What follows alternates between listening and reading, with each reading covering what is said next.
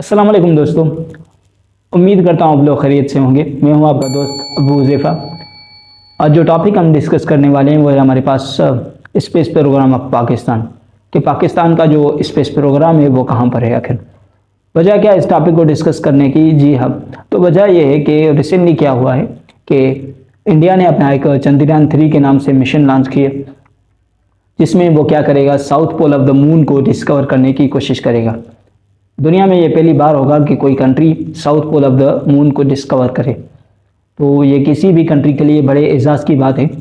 तो हम तो बहुत ही खुश हैं, लेकिन इसके पीछे वजह भी है कि जब भी इंडिया का नाम आता है तो पाकिस्तान की भी चर्चा लाजमी होती है, क्योंकि ये दोनों एक रवायती हरीफ ही रहे, हमेशा से राइवल रहे, चाहे वो क्रिकेट का मैदान हो या फिर एजुकेशन का या फिर टेक्नोलॉजी का या स्पेस है, जो कोई भी, या डिफेंस सिस्टम हो। यानी आप किसी भी सिस्टम में देखेंगे तो इन दोनों ममालिक की हमेशा से एक कंपैरिजन चली आती है। आपका जो वक्त है वो बहुत ही कीमती है, तो इस वजह से मैंने क्या किया है, इस वीडियो को टॉपिक्स में डिवाइड किया है। तो ये वो टॉपिक्स हैं जो हम इस वीडियो में डिस्कस करने वाले हैं।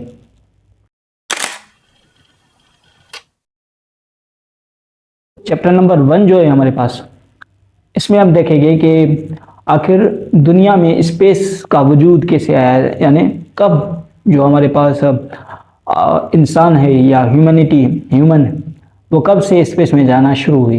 तो बात है हमारे पास 1957 की, कि रशिया क्या करता है, अपना एक आर्टिफिशियल ऑब्जेक्ट को लॉन्च करता है स्पेस में। यानी कि दुनिया में पहली बार हो रहा था कि कोई ऑब्जेक्ट यहाँ से धरती से बाहर तो रह गया, बल्कि धरती के अक्रॉस ऑर्बिटिंग के लिए चला गया, जो कि स्पुतनिक के नाम से था। एक आर्टिफिशियल सैटेलाइट था रशिया की तरफ से टुवर्ड द स्पेस। तो साथ ही साथ ये जो चीज़ थी वो चौंका देने वाली थी वेस्टर्न वर्ल्ड को। यहाँ पर जो वेस्टर्न वर्ल्ड थी वो बिल्कुल शॉक में आ गई थी कि ऐसा कैसे हो सकता है, because we are the ruler. वो अपने आप को एक रूलर मानते आए, तो हम रूल करते हैं क्योंकि हमारे कानून लागू होते हैं, हमारी जो लैंग्वेज है वो पूरी दुनिया में फॉलो हो। तो इसका बहुत असर पड़ रहा था लोगों पर, वेस्टर्न वर्ल्ड पर। लोगों ने बजाय इंग्लिश सीखने के रशियन लैंग्वेज को सीखना शुरू कर दिया। लोगों की जो अटेंशन थी वो रशिया की तरफ बढ़ गई। यही नहीं, 1961 में दोबारा से रशिया मिशन करता है स्पेस की तरफ, और इस बार वो आदमी को भेजते हैं। यूरी गैगरियन के नाम से एक एस्ट्रोनॉट था जिसे भेजा गया स्पेस में, और वो सेफली अर्थ पर लौट भी आया। It was the first time कि एक ह्यूमन स्पेस में गया है ऑर्बिटिंग करने, आर्टिफिशियल सैटेलाइट के थ्रू। वो ऑर्बिटिंग करके वापस सेफली अर्थ पर भी आ गया। तो अभी तो उनका जो दिमाग था अमेरिका का, यानी वेस्टर्न वर्ल्ड जो थी हमारे पास, वो बिल्कुल शॉक में थे। तो उनके जो उस वक्त के प्रेसिडेंट थे जॉन एफ कैनेडी, उन्होंने अपनी एक स्पीच में कहा कि हम क्या करेंगे, एक इस डेकेड में, यानी 60 से लेकर 70 तक ये जो डेकेड है, 10 साल है हमारे पास, इन 10 सालों में हम अपना एक टीम भेजेंगे मून पर और उन्हें सेफली अर्थ पर रिटर्न भी करेंगे। I believe that this nation should commit itself to achieving the goal before this decade is out of landing a man on the moon and returning him safely to the earth. ये था उनका task जो उन्हें इस decade में पूरा करना था, यानी 1960 से लेकर 1970 तक उन्होंने कर दिखाया। 1969 में उनका जो अपोलो 11 मिशन था, उनमें नील आर्मस्ट्रांग के साथ 3 रुकनी जो एस्ट्रोनॉट की बेच थी, वो तीनों गए स्पेस में मून पर, और वहाँ पर मून से वो सेफली अर्थ पर भी लौट कर आए। नंबर 2 में हम डिस्कस करने वाले हैं कि पाकिस्तान का जो स्पेस मिशन था या स्पेस प्रोग्राम था, एजेंसी थी, वो कैसे वजूद में। सितंबर 1961 में पाकिस्तान का सपाको वजूद में आती, जिसका अगर आप एब्रीवेशन देखना चाहें तो ये है कि Pakistan space and upper atmosphere research commission के नाम से एक एजेंसी बनती है पाकिस्तान में, जो कि उन्हीं सेम साइंटिस्ट को, यानी हमारी जो पाकिस्तान PEAC थी, पाकिस्तान एटॉमिक एनर्जी कमीशन थी, वो पहले से वजूद में आ चुकी थी। तो उन्हीं सेम साइंटिस्ट को हमने इसमें मर्ज किया हुआ था फॉर द प्रोजेक्ट। तो हुआ क्या था, जब अमेरिका ने अपने लोगों से ये वादा किया था जॉन एफ कैनेडी साहब ने कि हम अपनी एक टीम को भेजेंगे चांद की तरफ और उन्हें सेफली अर्थ की तरफ भी वापस लाएंगे।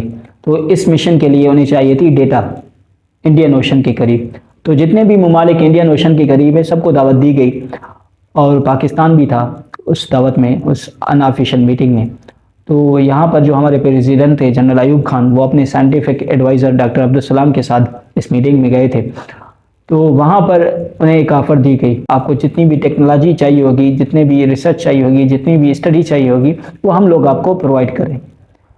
आपको करना क्या है, रॉकेट को लॉन्च करना है और उस रॉकेट के ज़रिए आपने कैलकुलेशंस करनी है, विंड स्पीड को नापना है, विंड प्रेशर को नापना है, मेजर करना है, और वो जो रॉ डेटा होगी, वो जो मेजरमेंट होगी, वो आपने हमारे साथ शेयर करनी है। सिर्फ यही काम था। आपको इसके लिए जितनी भी एनर्जी दरकार होगी, जितनी भी मटेरियल दरकार होगा, जितने भी लोग दरकार होंगे, या जितनी भी रिसर्च या टेक्नोलॉजी स्टडी आपको दरकार होगी, तो हम लोग आपको प्रोवाइड करेंगे। पाकिस्तान में पहली बार रॉकेट लॉन्च हुआ रहबर 1 के नाम से जून 1962 में पहली बार ये रॉकेट लॉन्च होता है और सेफली हो जाता है, सक्सेसफुल रहता है। दुनिया ने पहली बार नोटिस किया कि कोई साउथ एशियन कंट्री है हमारे पास जिसने ये कर दिखाया है।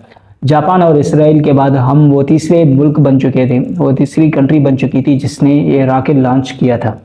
इंडिया का अभी तक कोई वजूद नहीं था, इसरो भी तकरीबन बाद में ही वजूद में आई। यहाँ से 14 या 16 मंथ के बाद इंडिया ने ये काम किया था रॉकेट लॉन्चिंग का।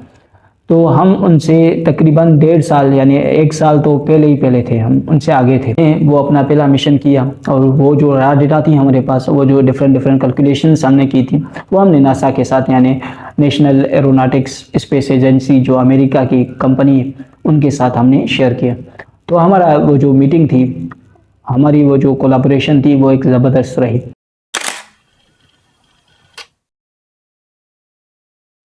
चैप्टर नंबर 3 में हम देखने वाले हैं कि वो रीजंस क्या थे जिनकी वजह से हमारा जो स्पेस मिशन है और प्रोग्राम है वो फेल हुआ।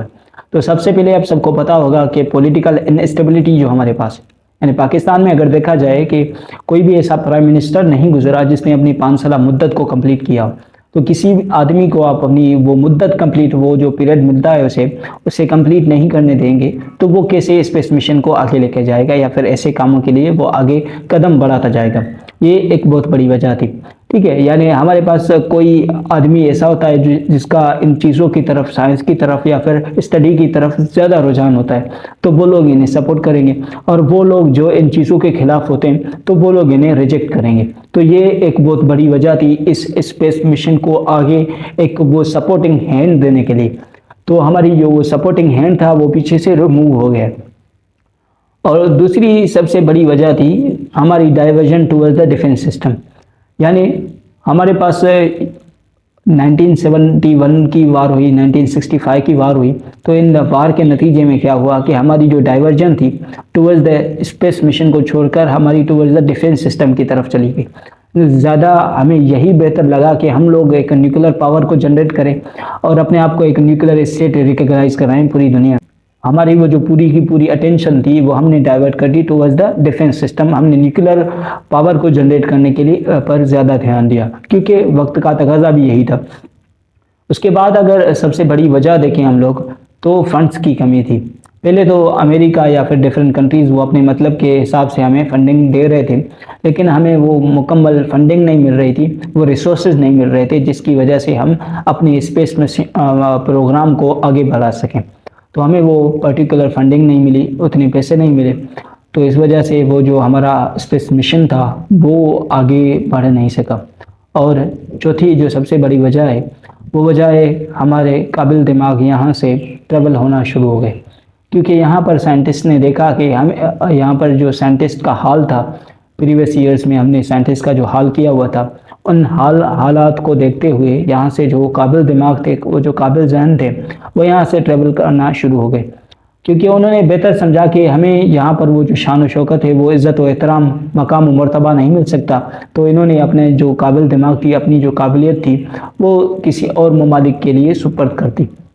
पांचवी जो सबसे बड़ी वजह है वो हमारे पास वो एजुकेशन नहीं थी, क्योंकि हमारे पास ये जो प्रोग्राम थे, मैंने आपको पहले भी बताया था कि हमने पाकिस्तान एटॉमिक एनर्जी कमीशन के ही साइंटिस्ट को बिठाया हुआ था इस स्पेस प्रोग्राम के लिए।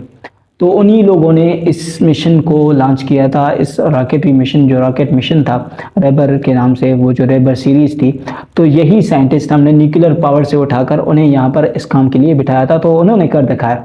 लेकिन कहने की वजह यह थी कि हमारे पास वो मुकम्मल गाइडेंस नहीं थी, वो मुकम्मल साइंटिस्ट नहीं थे जो कि रॉकेटरी फील्ड से वाबस्ता हो या फिर इनमें बहुत अच्छी स्टडी रखते हो। तो ये भी एक बहुत बड़ी वजह थी कि हमारे पास वो काबिलियत, वो काबिल दिमाग भी नहीं थे, और लोगों की जो अवेयरनेस है टुवर्ड्स दिस प्रोग्राम या दिस मिशंस, जो स्पेस एज है इसकी तरफ या स्पेस साइंस है इसकी तरफ, बहुत ही कम थी। क्योंकि लोग उस टाइम यही समझते थे कि ये सिर्फ शो ऑफ करने के लिए हमारे पास एक मिशंस होते हैं, कि दुनिया को दिखाने के लिए हम कितने अमीर हैं या फिर कैसे कैसे मिशन कर सकते हैं। तो लोगों का जो अवेयरनेस थी वो बहुत ही कम थी, उन्हें इन फ्यूचर स्पेस इकोनॉमी के बारे में नहीं पता था। तो वो लोग अपने लोगों को सपोर्ट नहीं करते थे, अपने साइंटिस्ट को सपोर्ट नहीं करते थे इन कामों के लिए। तो ये थी हमारे पास बहुत बड़ी वजूहात, रीजंस, जिसकी वजह से जो हमारा स्पेस प्रोग्राम था वो बहुत ही पीछे रह गया। अभी पाकिस्तान के लिए ये ज़्यादा ज़रूरी है कि वो एजुकेशन पर ध्यान दे, अपनी बेरोज़गारी पर ध्यान दे और अपने इंजीनियर्स पर ध्यान दे, तो ज़्यादा बेहतर होगा बजाय कि वो इन स्पेस मिशन प्रोग्राम्स की तरफ जाए। क्योंकि उनके पास जो रिसोर्सेज हैं उनको वो सही मायनों में इन्वेस्ट करने की कोशिश करें, जिनकी वजह से उनकी जो इकोनॉमी हो वो बेहतर से बेहतर हो सके। तो उम्मीद करता हूँ आपको ये वीडियो समझ में आया होगा, और अगर आपको ये वीडियो पसंद आया है तो लाइक करें। Thank you, have a nice day.